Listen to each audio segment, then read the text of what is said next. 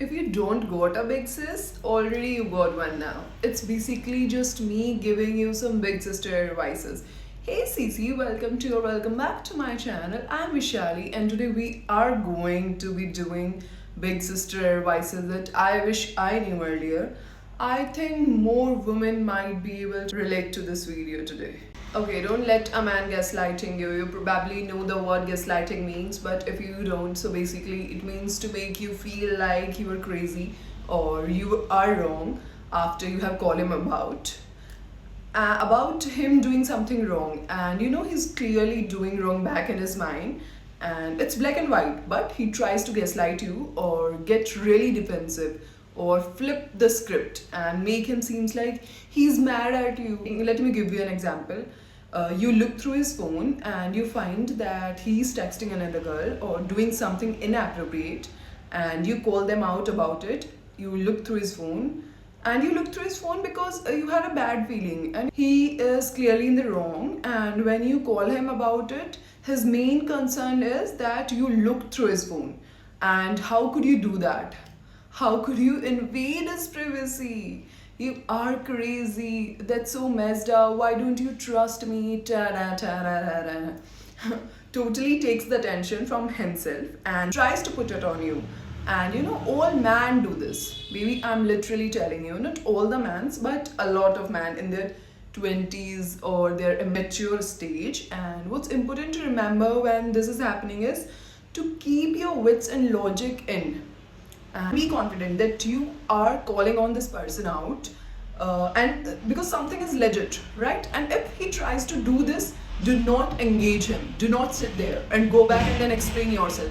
Oh, no, I look because da-da-da-da-da.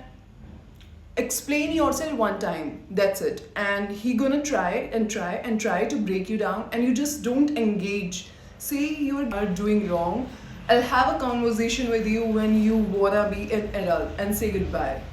And take a gap. He'll come back. He will. And if he doesn't, he is not your man. He is showing you who he is. Listen, be done. It's hard. It's really hard. When you first experience this, you are like, what?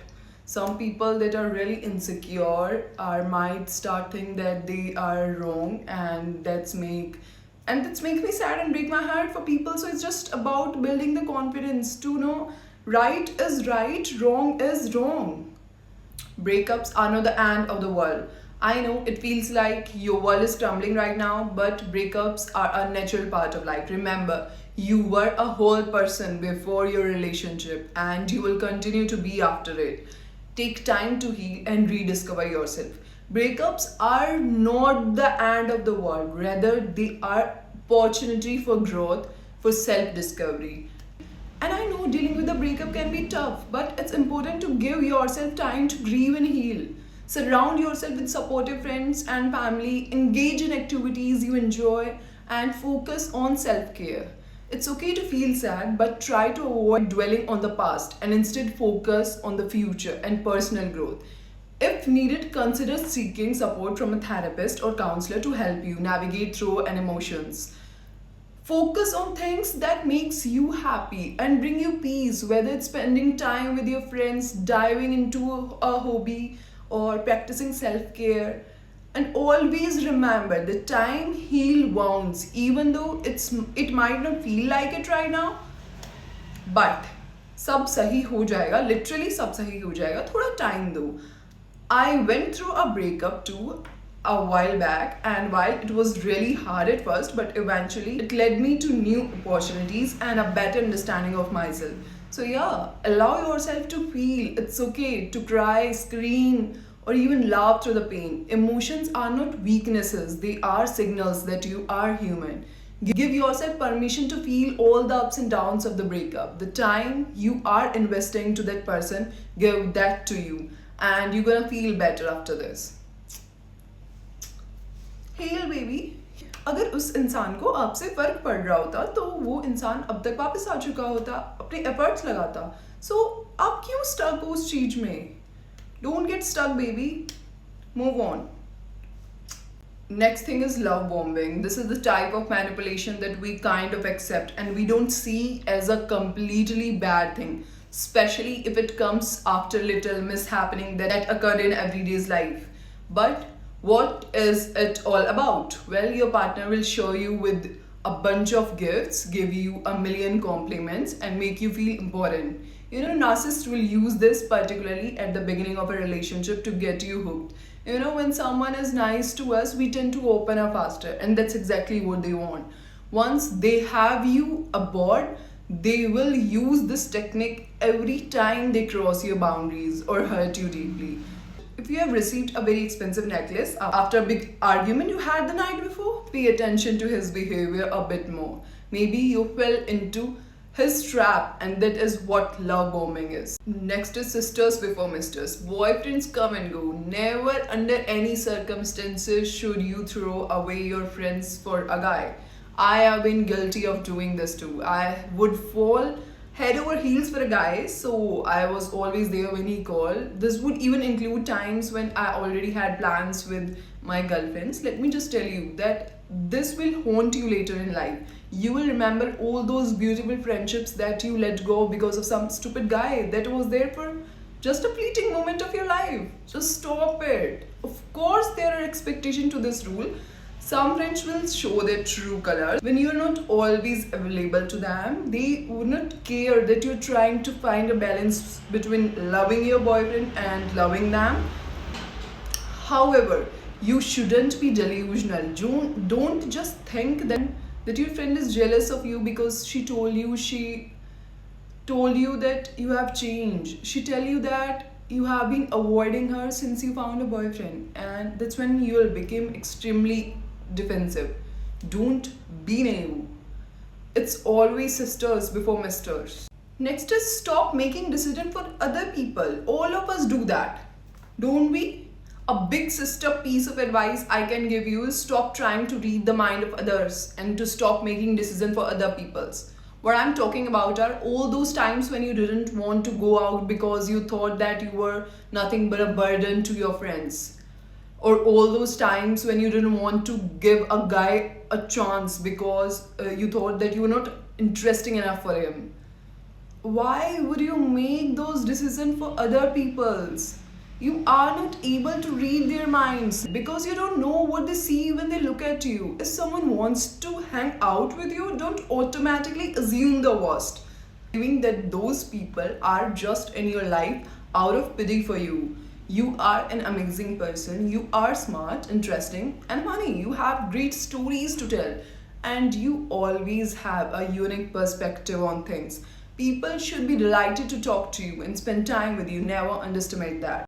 Okay, next is comparison is a thief of joy. I find myself always going back to this quote when I feel like I'm comparing my life to someone else. The mind is so confusing because I could have worked so hard to achieve everything I wanted, but the moment I compare myself to a person who seemed to be doing better than me, it invalidates everything I have.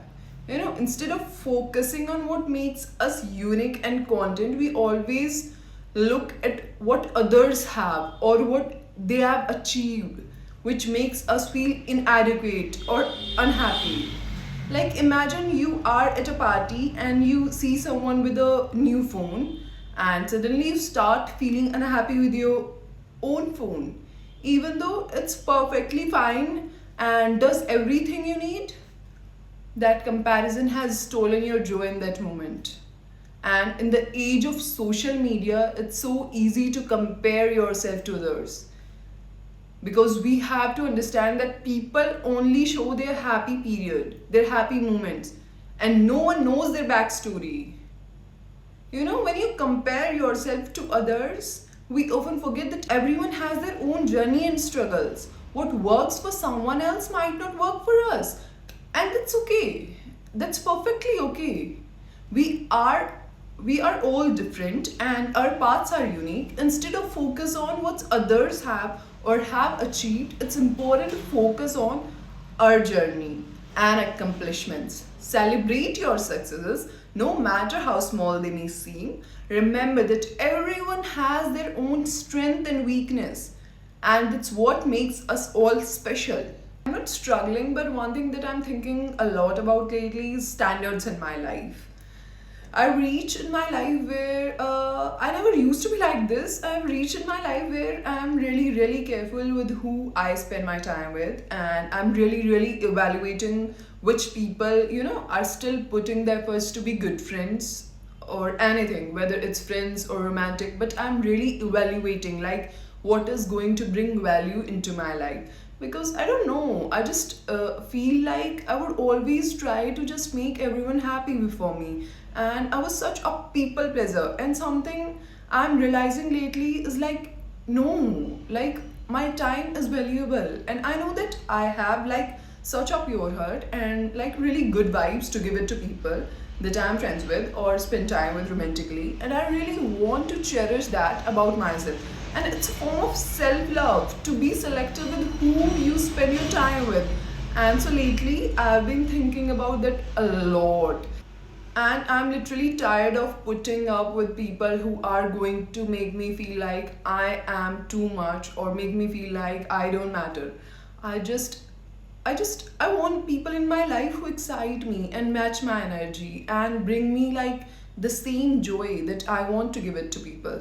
Because honestly, I really want to protect my heart, and I think you guys should do this too. Like, be very selective with who you spend your time with, and especially for dating. Next thing is, don't take things too seriously. If you take one piece of advice from this list, please let it be this one. Life is too short to take things seriously. If you continuously try to understand what's happening around you and why some things are the way they are, you'll just go insane. There will always be people who will try to tear you down. Laugh it off. What's yours will always find its way to you, even if it doesn't seem like that sometimes. Your anxiety will make you believe that everything is going wrong and there is no light at the end of the tunnel. But stop listening to it. Stop listening to your brain when it's being mean to you. Are your thoughts even realistic? Or are you just making up scenarios? I know that it's not always this easy to make those ideas go away, but I can promise you that life isn't that serious. We like to believe that our problems are the roots of the overthinking. The roots you plant will be the place where you grow. Eat the chocolate, buy that coat, pop that pimple, go on that trip. Do it, baby. Do it for yourself. When you have a busy week ahead filled with work and responsibilities, take some time each day to do something for yourself, like practicing mindfulness or enjoying a bubble bath or shower. You'll feel refreshed and ready to take on whatever comes your way. And next one is, build a supportive network. Surround yourself with positive and supportive people. Seek out friends who uplift you, encourage your dreams, and celebrate your successes. Remember, you deserve to be surrounded by people who bring out the best in you. Okay? And yeah, thank you for watching. And if you find anything for you, please let me know in the comment section. Bye.